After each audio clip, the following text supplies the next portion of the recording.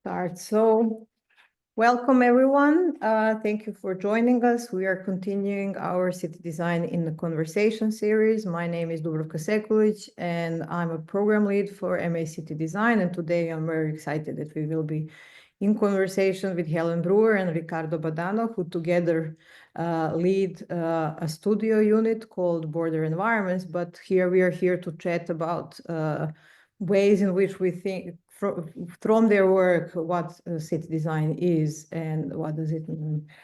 You can watch the previous two sessions we had, the one with Dima Strugi on heritage as a site of struggle, and with Adrian Lahoud on the intergenerational rise to future generations and how that kind of changes how we understand what city design is. Here. And in this series, we will be having two more conversations. So in 2 weeks' time, there will be a conversation with Charlotte Grace from the City Design Program, and we will be talking about spatial labor and solidarity work. And in March, there will be another session where Tandy Lowenson, a senior tutor in the School of Architecture, will be in conversation with me about kind of what my thoughts about city design are, and that one will be called on minor planning. So I'm really excited about this conversation. I admire so much what both Riccardo and Helen do, and it's thrilling to be able to work with them and to shape what actually spatial practice can be.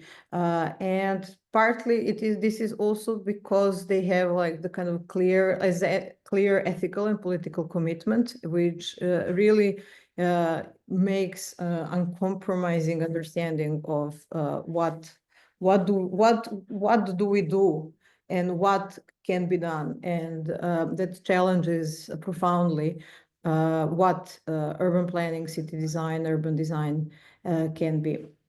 And so I would like to start this conversation by discussing the issue of illegalized migration and question of borders.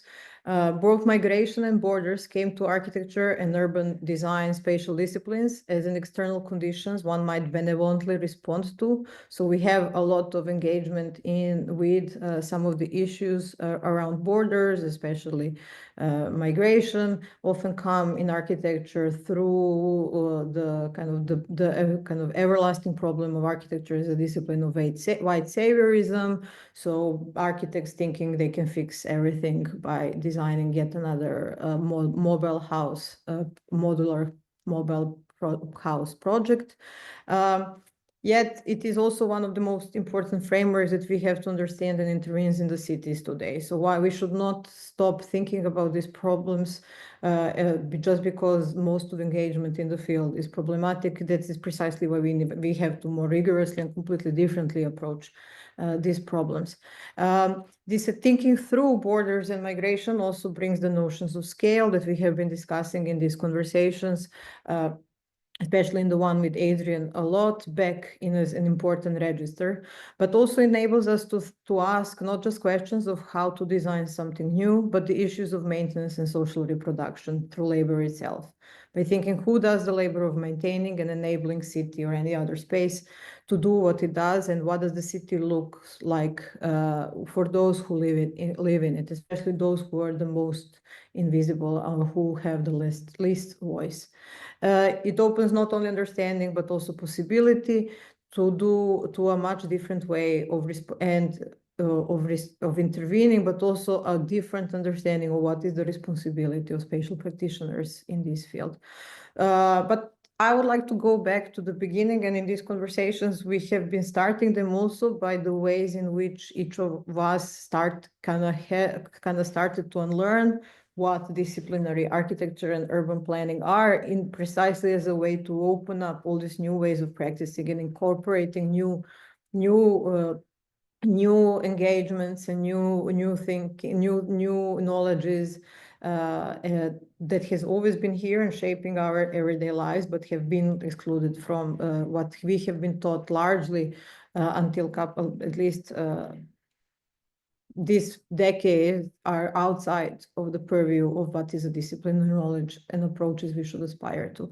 So maybe I would like to ask you, can you elaborate on how did you unlearn the strict understanding of what architecture is, and also the usual problematic ways of engaging with the issues of migration and border? And I think that's especially kind of interesting, Riccardo, to kind of kick off with you, because you started studying architecture in Italy, and we are all bound to Italian understanding of the discipline, whether we like it or not.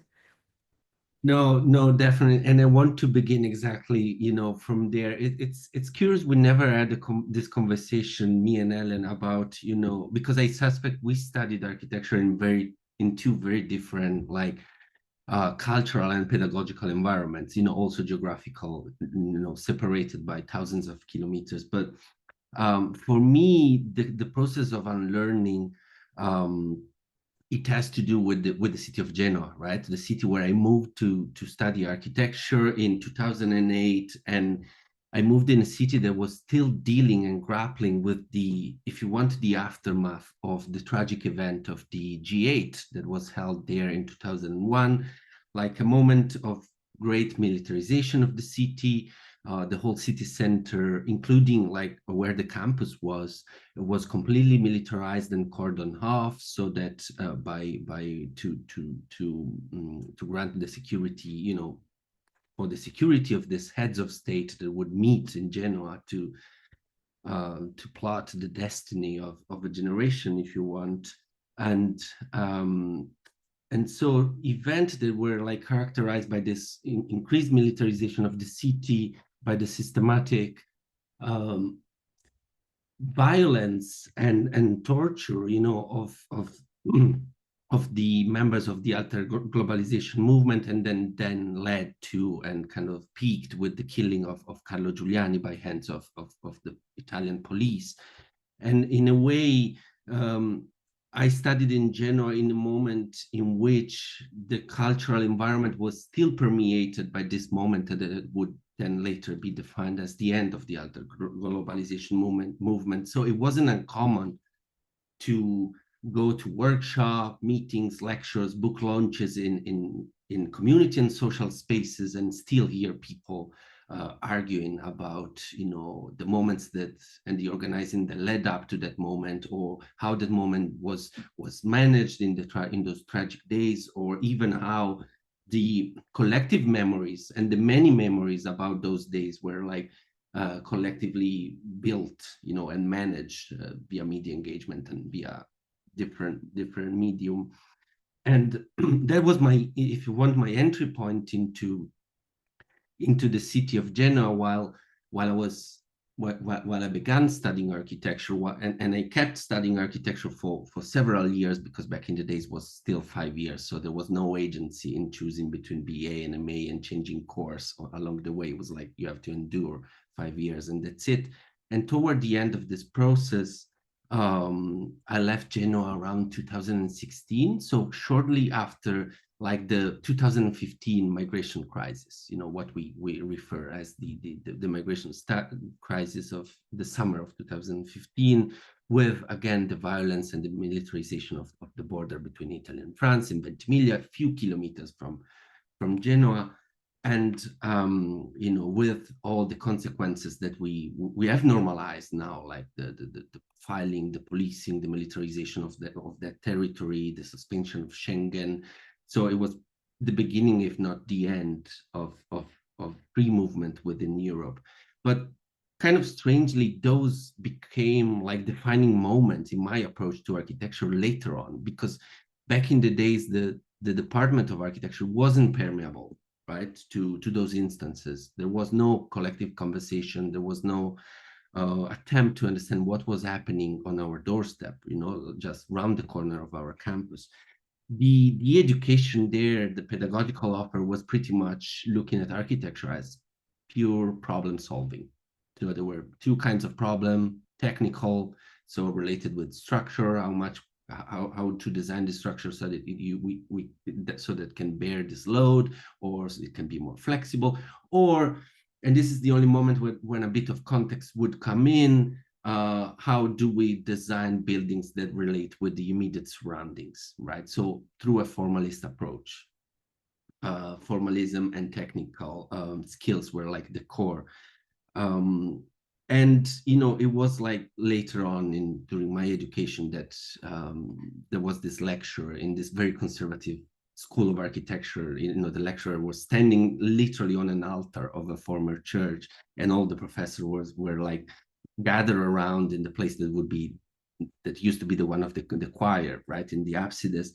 And this person, I remember, he opened his speech by saying, I'm a Marxist architect, right? And that was the moment. It was like not of revelation, right? But it was a moment in which I understood that I needed to provide myself with a political education and to understand why this person, there was like a well-established practitioners in that specific moment, felt and was so keen in positioning his practice, not himself, but his practice along the political spectrum in that way, and forefront that positioning as the opening act of his speech, right?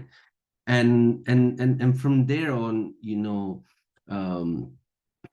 architecture, to me, it was clear that wasn't just only the site of problem solving, but it was a site of problematization, right? And so I guess that was the beginning then of the path that, fast forward several years, led to have a language that I can share with Helen, the language of politics, if you want, of ethics, and everything that you mentioned so far in the wonderful introduction. Yeah, and that was my entry point. It's just very contextual, I reckon. Yeah. It is really interesting to me how, like, while studying architecture, and I studied architecture in Belgrade under similar conditions, and I think I might have also mentioned this in these conversations. For 2 years of having, in the first 2 years, history of architecture from prehistory to Baroque, we haven't heard about a single building that was built in the territory of what was Yugoslavia or what then was becoming Serbia, because I studied became Serbia. I studied in early 2000s. So this kind of a moment in which that while architecture was kind of really delivered to us as this universal context, our formations were also really situated, because I can not necessarily of the same content, but I can mirror some of these things. And I think that the way that I became politicized, it was precisely this refusal to engage within the architecture school of what was happening outside. And what was happening outside in the late 90s and early 2000s, I started studying in 99, was this incredible amount of construction that was happening. This was called informal, which was basically outside of the legal frameworks. And that at best we were ignoring in the school, told to ignore. At worst, we were shouted at by trying to think with this, because this is cancer. And then there was this kind of one lecture in which someone in the amphitheater gives and talks about these things. And I had this moment, and it was in 2001 or 2. It was by stealth, Anna Jokic and Mark Nalen, who were presenting their work, Wild City, that they were just completing as the work they did in Barlahi. That's how I got to know about. And I was like, I'm not crazy. There is actually a space to be asked these questions and still be kind of an architect, and to be able also to get the permission to refuse this idea that architecture is only about problem solving and urban planning and urban design are only about problem solving and catering for the wishes of like real estate and stuff. And so in that context, what really kind of is interesting is that that we share here this really interest in legal frameworks and policy frameworks, and I think this is what brings you and Helen really closely together in what you are doing and working. And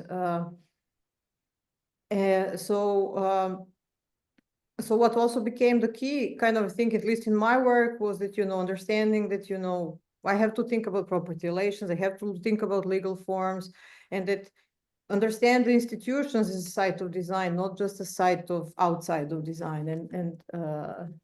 And Helen, I know this is something that you work a lot with, and that, you know, that a lot of your work now is really shifting in directions of policy and not but this is still, in the way I understand it, super spatial and space informed. Yeah. So maybe I can like respond a little bit and kind of ad lib also on your first question, because in many ways I do still agree that there are massive limits to architecture, both as a pedagogy as well as a discipline.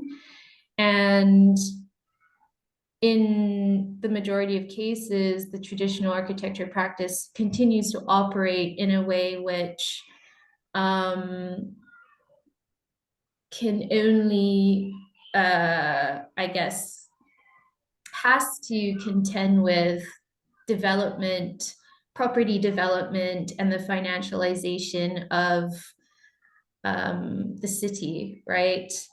And the ways in which we have very limited understanding of how the shape of the city is largely reliant on its capital and on the labor required to build it and the resourcing required in order to ensure that the materials are there, and the ways in which institutions and social practices also consolidate and operationalize certain ideas that we have, in particular in regard to immigration, right, and bordering.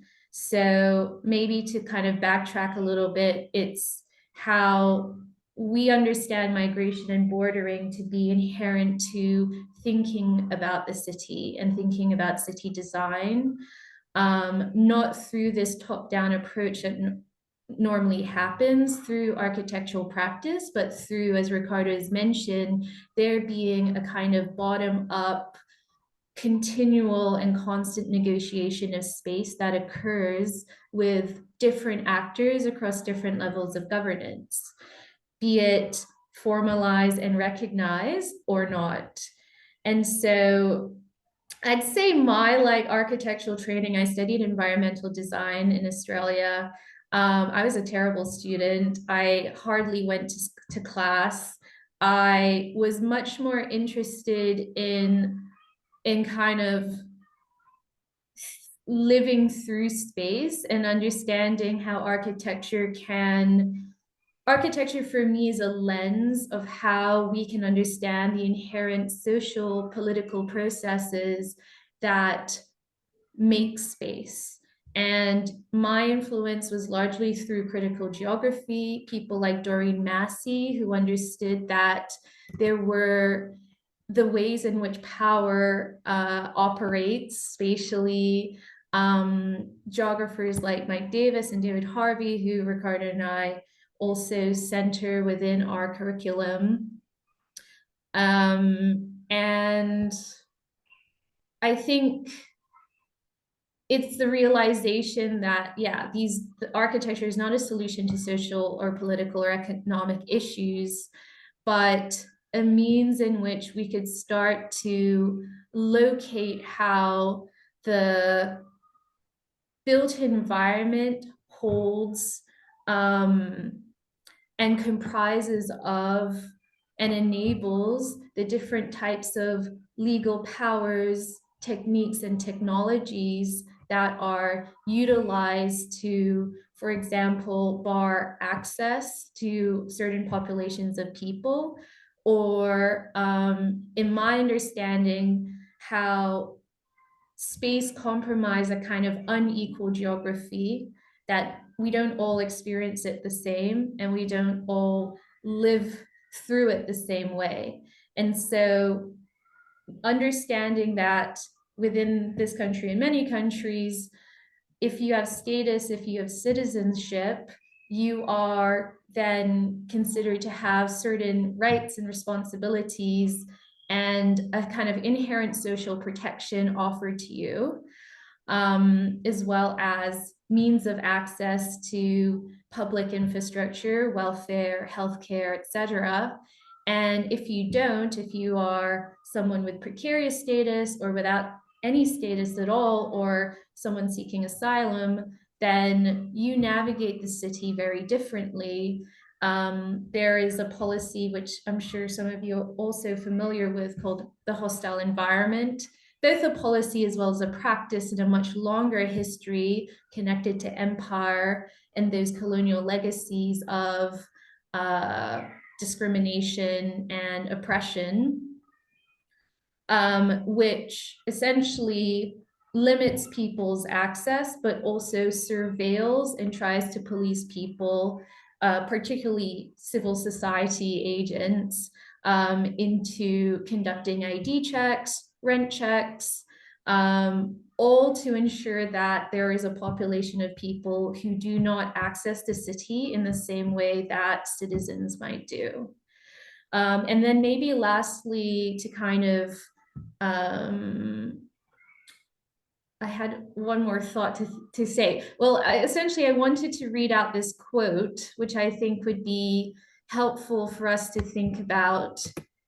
I've got it here. It's by Vanessa E. Thompson, and she says, "Borders are a historical product of racial capitalism. The function of borders and policing is the control and management of people who are increasingly rendered as surplus or redundant to the needs of racial capital and therefore disposal."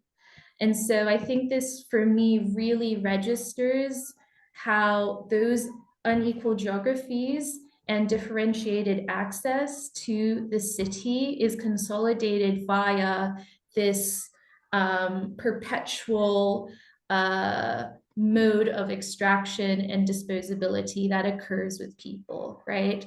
And so, yeah, maybe we can go into that a little bit more with Riccardo and how our studio this year functions to really center and analyze and see where that occurs both spatially, but also materially. Yeah, thank you. And I think this is also like an understanding that kind of spatial space is both material but also immaterial, invisible, and discursive and all this, and how actually both kind of, it's impossible to think of it completely separately from the effects it has outside of what you draw, and then but also how it's incredibly important to kind of understand that various different sites of intervention can be. Like my favorite kind of go-to example, especially when talking with students or just people who, to help them, to people to kind of, where I want to encourage people, everyone, to understand that we all have spatial experience that is knowledge. Is often connected to the various different ways in which we understand certain, especially privately owned public spaces, makes us less comfortable and differently comfortable, and how that's actually a great way to read from that kind of discomfort becomes a really important way to read the space and kind of relations and power relations, and how that kind of helps or doesn't help us. What can we do politically, especially? And I think that one of the ways to kind of articulate this is that the concept of right to the city was really useful to kind of think this through, and also kind of to open this question not just within the kind of disciplinary field, but actually precisely through kind of that engagement from outside enters into the disciplinary field. And this has been something that you're kind of centered as the concept this year. So maybe we can. No, for us, the right to the city and this kind of framework is exactly, the vantage point from which to questions or this kind of relationship that constitute our ways of being together in the city, but in the environment in general. So to look at, class relationship, power relationship organized along racial lines, capital relationship, and different publics, always in as they are either thwarted or mediated by citizenship and by this relationship with the nation state, and to find at the same time also pockets of resistance, if you want, although, you know, for the lack of a better term, from which to program different way of inhabiting the space, right? Different ways of accessing the space that are not linked with the migration status, with citizenship, with electoral politics, but where, you know, like it's possible to nurture a different, you know, a way of doing politics otherwise, if you will. I also maybe just wanted to just go back to architecture, because I guess this is a very helpful framework for anyone here coming from that background or most associates the understanding of city design with. And there is a central element to architecture is being speculative and visionary and imaginative, right? Like, particularly when we enter into the design process as students or as tutors, it's often to put forward a brief that allows us to think about architecture as a kind of tool or object which may redesign or reimagine our relationship to space or our relationship to certain functionaries or programs or, you know, whatever, geographies and people.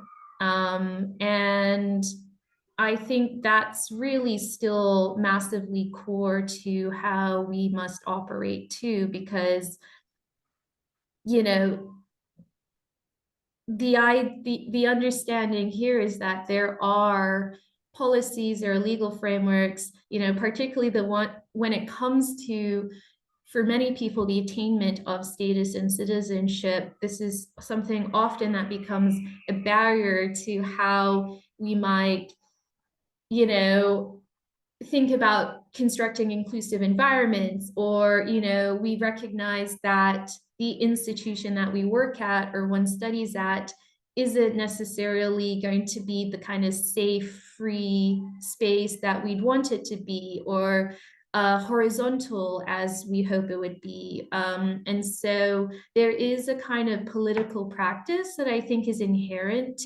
within the architectural imagination that can be mobilized and that can be used within both kind of the material efforts of thinking about the very like everyday concerns of city design, as well as the ways in which you might understand a kind of horizon in which we want to move toward that is totally different.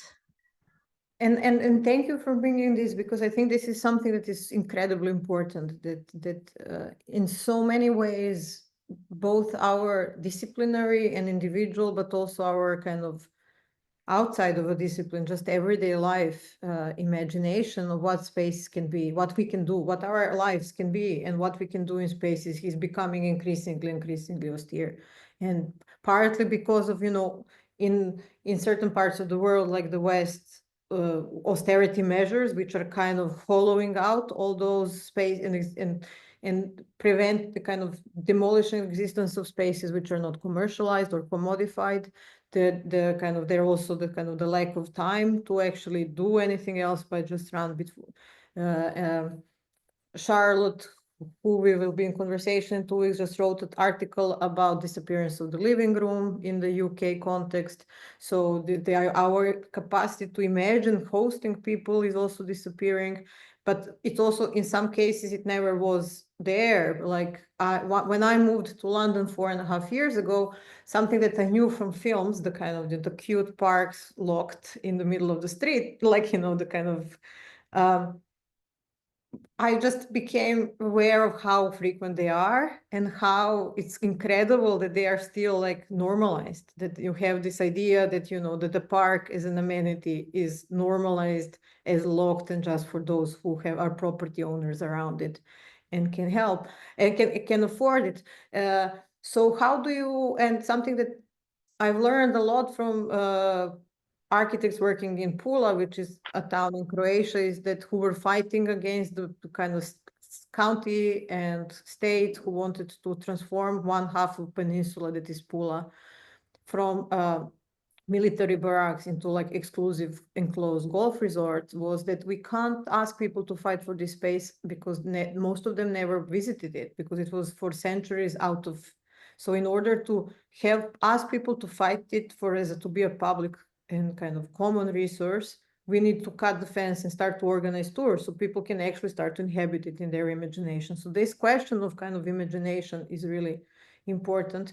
And then at the same time, you have the situation in which, because of the way the expertise travels from very center, like former kind of center of empires into the spaces like, I don't know, where I'm from, kind of Yugoslavia and Serbia, or in other places, then idea of the real estate urbanism is being kind of, this austerity is imposed because the kind of the ways of doing things differently are seen as less developed, less proper, and they are being kind of, through the IMF and through all the different ways of the kind of the world global system works, are being extracted. Okay, I'm going on a tangent, but I think the question of imagination is also really close to the question of abolition that Helen, you've been working a lot with, and which is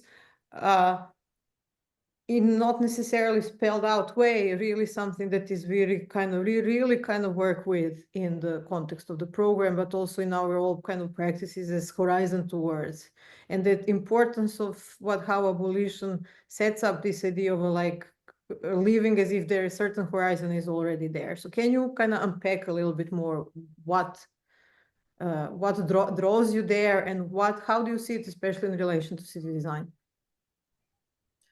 Yeah, so I think for my kind of approach to abolition, which again is kind of can feel like this kind of very big, scary concept to work with. And because one, it kind of, for me, comprises of many authors, many thinkers, and many different histories. The way in which I work with abolition is in the context of border abolition, which is first looking at the ways in which the ways in which policing and prisons in particular intersect with migration. And so we can recognize that the same use of technologies, the same types of infrastructure are often operating within the asylum as well as immigration regime. Again, I'm also talking from a UK context. And so whilst we, often draw from US abolitionists who have, developed this from, for example, a history of slavery, as well as deep racial segregation and the much larger prison industrial complex and mass incarceration that occurs in the country. How I understand its development and practice is very much rooted in community organizing.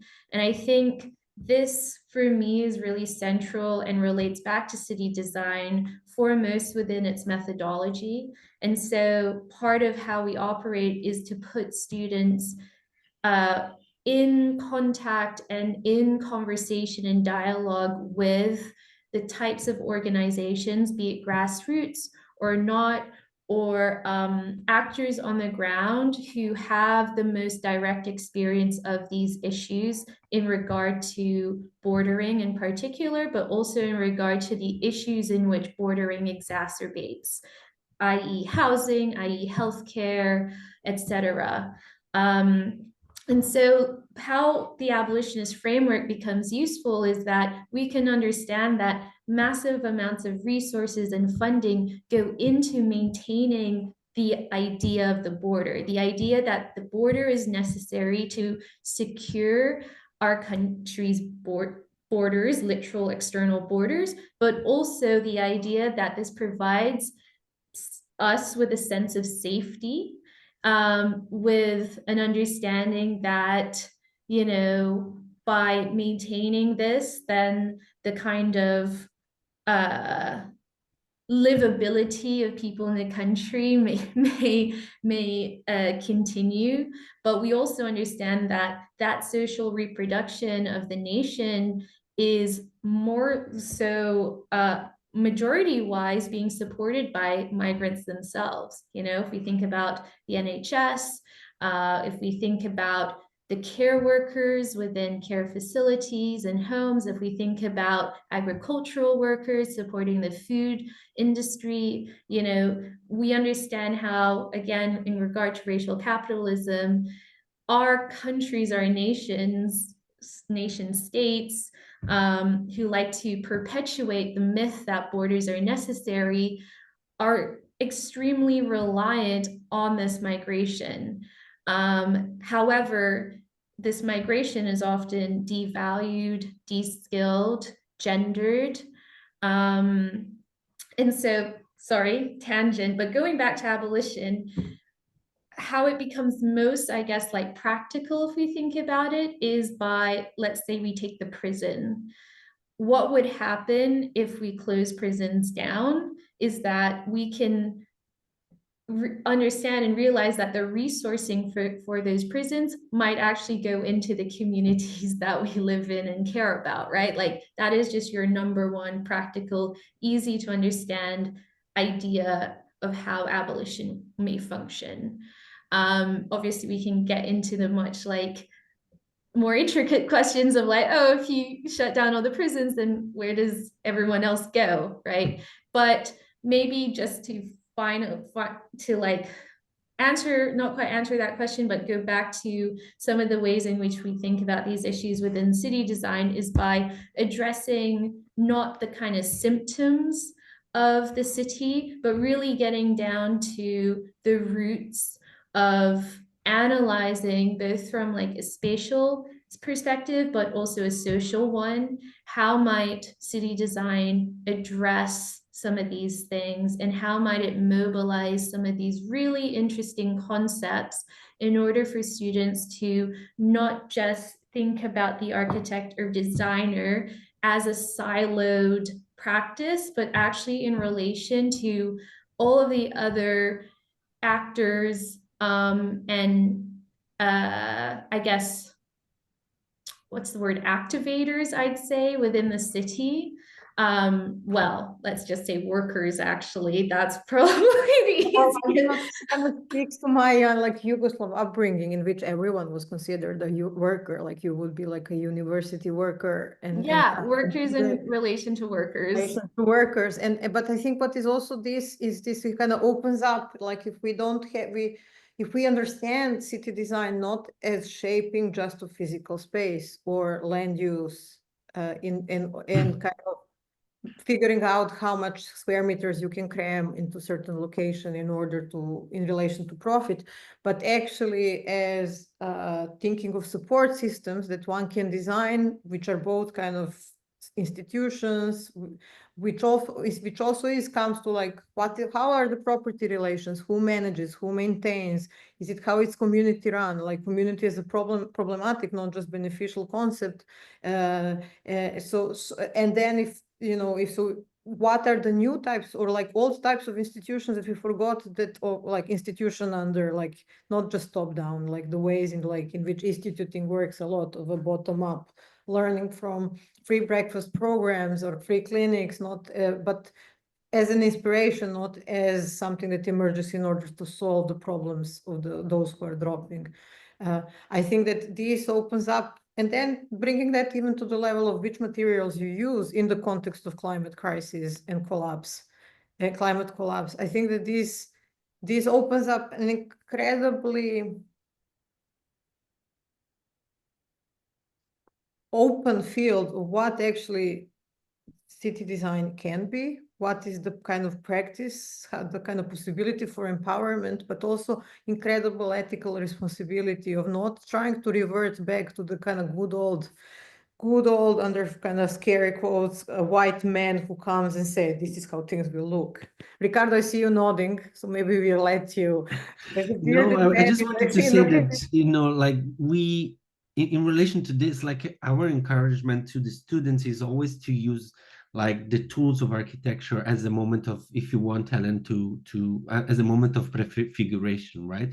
As an opportunity to speculate for the ideal future, right? But not as a standalone output, but in a way that the visualization provides you the means to interrogate the conditions, right, to achieve that future, and then backtrack toward, you know, to criticize the condition we live in. So it's also a different way of relating with the temporality of architecture, with the temporality of speculation, with the temporality of, you know, what in general they use to define like the utopic architect or the paper architect, right?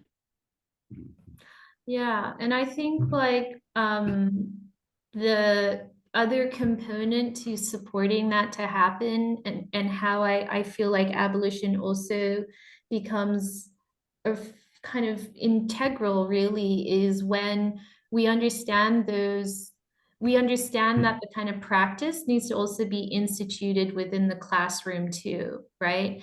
Particularly as we know, like the hostile environment is kind of rampant within institutions. And so there's this simultaneous like deinstitutionalization as well as like reinstitutionalization of the kinds of political practices in which we want to like relate to each other happens. And that for me creates a kind of environment for learning that no longer has to kind of abide by the like traditions of like teacher and student, but it becomes an important dialogue between each other. It becomes in relation to, you know, how we think about migration, and an actual opportunity for people from various backgrounds, various cultures, and experiences to really input and dialogue with that experience within the program, which I think is really healthy and important. That there are, you know, immeasurable experiences of migrating that for the people we work with, for the communities we try and interface with, we can't begin to understand.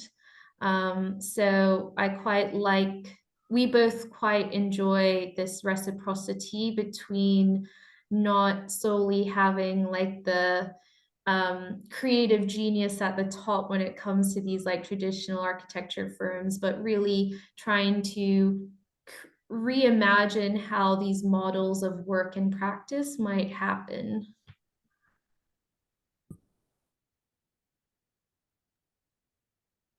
So we are like 15 minutes before we end, and in order to kind of keep some time for the questions, maybe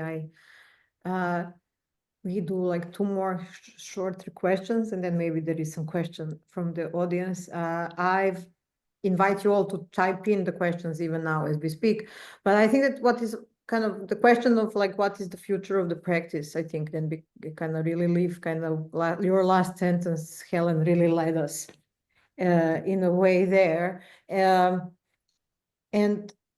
I think that there is a kind of a really interesting ways in which it's not a practice, like a practices, and it's also capacity to actually carve practices, capacity to actually understand in order for something to happen, what needs to be, and how to compose that, those who have some knowledges in a conversation, so that there is, especially the kind of the community groups you are working with and centering in your work, have to fight not only for their survival and their existence in some spaces, but they have to fight for actual knowledge in order for that fight. And that's kind of and I think that what one can learn from that is actually to understand that when it comes to space, almost every single group in living, especially in the cities which are under high pressure of real estate development, that's literally every single city or every single built environment, as we learned from David Harvey and others of the spatial fix, every single kind of population actually has to fight for this. And what is then our role if we start to think of city design in that, from that position? And what is then that context of future? I think it's also a question of democratization of the discipline, right? It's moving toward like an understanding of planning in terms of, in Gramscian term, when we used to say everyone is an intellectual and everyone is a legislature, if you are organized enough. That was the in between the line. In a way, everyone as an agency in shaping the materiality of the built environment, and any practice that can articulate this movement, I think that's the future. Broadly speaking, that could be a possible articulation of what's the future for the discipline. Then if we open up in more general term, and I think it's the $1 million question, what's the future, is like exactly this articulation from the presence of resistance towards collective liberation, whatever it might means in your cultural setting, whatever are your political affiliations and affinities. But I think that's how I would define it, how I would condense this question. I mean, for context, this was the question I kind of clumsily been putting towards everyone at the end of each of these conversations, not necessarily knowing, but also not necessarily thinking that we can come up with a solid answer, but just approaches. But also really important that we do actually kind of considering the horror, kind of compound horrors under which we live, and No, under which I totally understand this question as an invitation to think together, Yeah. right? Yeah. Appreciate that. I mean, I think, there's different answers to the question in relation to like what is the future of like city design as a pedagogy and as a framework for understanding the city. I think what we're trying to do within the studio is really trying to think about that in practice. And then in regard to what you said, Riccardo, I agree.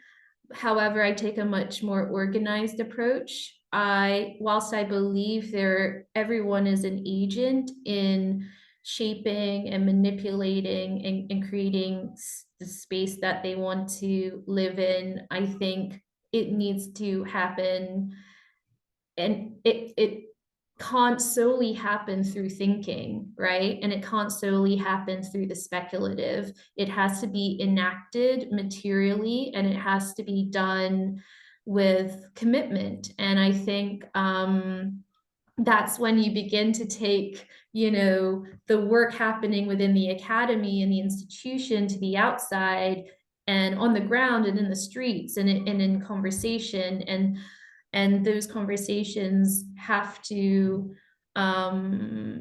be something that requires like commitment to creating. I think there's always frustrations when it comes to thinking about the future because it's something that hasn't yet come to pass or be.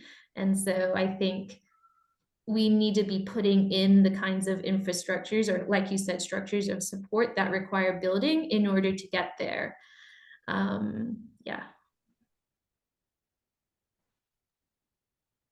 So there is a question here, but maybe do you want to answer? Do we kind of answer this question now, and then, or we move to the question of what is the music and what have you been listening? Because this is also something that I've tried to end each of these conversations on that, partly because I know that what brings us together is also that we are all passionate about music, but also that music is such an integral part of Let's leave music and poetry yeah. so we can leave on a positive note. Yeah. So Zhusheng asks, will students with slightly different focus be suitable for this design studio, such as the focus area isn't Europe and topics is more leaning towards colonialism and humanitarian actions in developing world? So maybe one of you can jump on that. Yeah, maybe we can both do so. I think particularly for the independent research project that occurs in the third term, students are given the freedom to decide on where their project will be situated geographically and in which context. We've had instances in the past where, whilst the studio was situated in a site in Europe, students have taken the same kind of framework of understanding and the same approach to analyzing the site to where they were based. So that was Guangzhou in China. So what we offer through our program is actually a model in which you are able to research, but also develop your design practice. And then I imagine Riccardo can add on to that, but I wanted to just comment on this idea of colonialism and the developing world. And I think that's like a really important question to bring up. You know, there are obviously strategies which we've discussed on why we've chosen to focus on Europe, you know, Europe being the imperial center, Europe being the site in which, you know, you have these kinds of technologies of bordering and the ways in which we understand there to be, you know, the kind of consolidation of the idea of the nation state occurring. And so that's why Europe has been this kind of site of struggle for us. But at the same time, I think it really is important to understand the kind of migratory trajectories and processes to be globalized, you know, in relation to the movement of capital, labor, goods, services, et cetera, like this is something that occurs in both ways, like crisscrossing the global north and the global south. That's a long way of saying yes, you'd be able to differently focus. I think what is really important before Riccardo kind of is that none of the frameworks is about becoming a specialist in a specific site. We know, we don't think that anyone can become a specialist. Like, it's also kind of question of challenging what specialization is to begin with, which doesn't mean that it's about lack of precision and rigor, but it's the kind of one important kind of thing that comes out of what does the city design means, both in the program, but what we actually think is in relation to what kind of practice it can be, is about understanding what kind of relationships you need to build and who you need to put in the process in the process of designing a design. And what are all the different sites where design is happening, whether it's about materially, institutionally, emotionally, on imagination, and what is available as ways to actualize that. But it's really challenging this idea that you become a specialist, especially in a specific site, which is so ingrained in some of these ways in which discipline works, where kind of you spend a week somewhere on a field trip and then you think you know everything, you're going to fix that place. So Riccardo, you were. No, I completely agree with what you said. Like, let's say also that our approach is to experiment and compose specific methodologies, right, of co-research with the students. And those methodologies sometimes require a specific access to the field. So as in the case of this year that we are focusing in London, the proximity to the field is like the moment in which we can do something with people on the ground, something with archives in the city. But then the points of application, once this methodology is owned in and it's like developed, it's literally whatever you feel suitable, you know? So students bringing in that focus and that diversity of geographical focus and bringing notions of colonialism, humanitarian intervention in the underdeveloped world, and so on, they're not suitable, they're perfect for what we do and to contribute to this kind of methodological experiment that we are carrying out.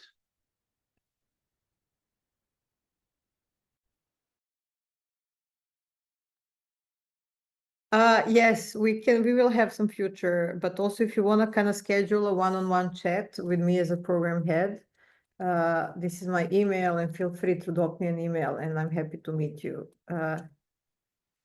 to discuss more program-specific conversations. There is another conversation that happens in 2 weeks with Charlotte Grace, and then another one which will be on the 10th of March. So I think that these are all conversations which are also, we kind of gather together during this hour to think together, which we'll sometimes don't have time to do this in like ways we teach, to really think also about potentials of this non-disciplinary approach to, and I really like the kind of the focus you bring on the question of co-designing research, co-designing relationship with the kind of the archives, which is a relationship of knowledge, and who has kind of what is the knowledge we can use of the previous, who has the knowledge, the embodied knowledge we bring into our own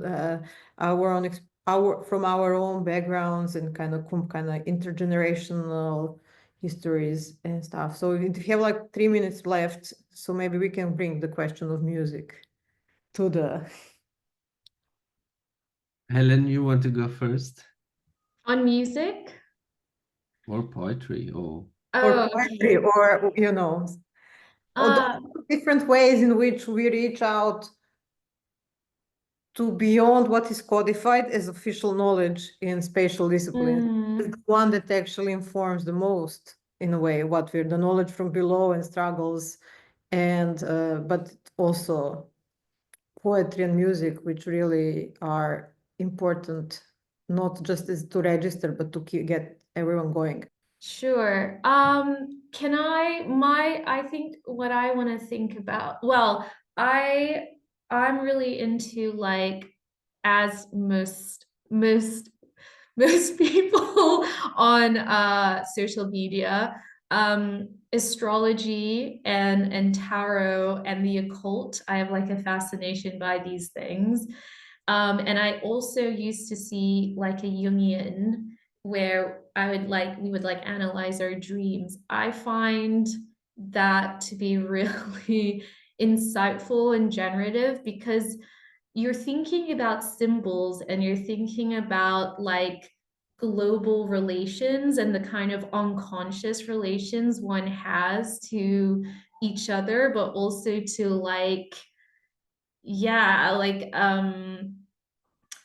a kind of like shared history in a way, because we can all relate back to the planets and the stars. Or with tarot, there's this kind of reading of the cards that everyone can read into and find kind of an open and unpack a question through, right?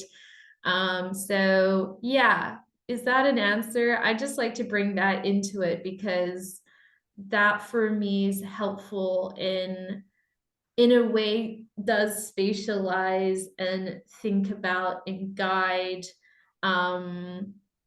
a kind of like collective unconscious that that we're all part of. No, I think that's a kind of amazing, and I think also brilliant kind of reminder that things are always more than what they seems, and that we need to kind of figure out ways to be more in tune with all these other ways of being and existing in space and temporalities, and not just, especially if we are if the object of the kind of end frameworks and focus are so violent, and how one actually sees the richness of life, which is in dreams, and it is in tarot, and it is in astrology, and it's also in this kind of how one holds capacity that things can be different. Riccardo, do you have like a... Yeah, Ellen made me download the astrology app, but I haven't spent enough time on it. I wanted to say, I know that you've been thinking a lot about what music can be. Oh, I'm terribly non-systematic when it comes to my listening. I've got a couple of constants though. One is like, of course, the Godspeed You Black Emperor. I guess I'm fascinated by the way this almost rehearsal moment then coalesce in this majestic crescendos. I like the powerful moment of articulation of this different scores into a common musical common will, if you want. I'm sure someone has written of their music in terms of a theory of political organization, or someone should definitely. And then recently I've been listening a lot the debut album of this Italian electronic producer. She's very young. Daniela Pes is her name. I can send you the link afterward. And she spent basically the kind of time during COVID researching traditional Sardinian songs. And then she fragmented and recomposed them in this language that is neither Sardinian nor Italian nor any other language, but it's very evocative. So I like this kind of album to be my decompression moment in my spare time. Please send this, and I think that with this we can finish. I think, like, for those of you who want to join us again, we will be meeting in 2 weeks. But I think this is also kind of illustrating well that what Helen was saying, that a lot of what we are kind of setting up as kind of political approaches is something that we are trying to set up in practice, not in our relations, both between us who work together, but between us as students. And I think that one thing that I've been thinking as we were having a conversation is, for myself as a kind of an educator, it has always been understanding that I'm not necessarily into authority. I actually want to establish a relationship of trust with those who I enter into with the classroom by accepting my responsibility for the process as a teacher in the classroom, but not expecting to be seen as an authority, but to building up a trust. And I think that that's largely also informs what I think the spatial practitioners should do and how to kind of approach, which also means that it puts a bit on the head some of the kind of main tenets of how, especially urban design, especially when it comes to all these kind of chimeras of participation and consultation, and that the big challenge is how do we actually build the trust, and maybe on this we can. Okay, Riccardo, last thing, and then we finish. No, I just wanted to thank you for setting up this other space of conversation. It's been really interesting, the previous appointments, and I'm looking forward to the next 2, and hopefully we can continue longer than well beyond March. We should also do them also not necessarily by inviting public to this. Thank you all so much for joining. See you in 2 weeks, and thank you, Helen, and thank you, Riccardo. Thank you. Thank you. Bye.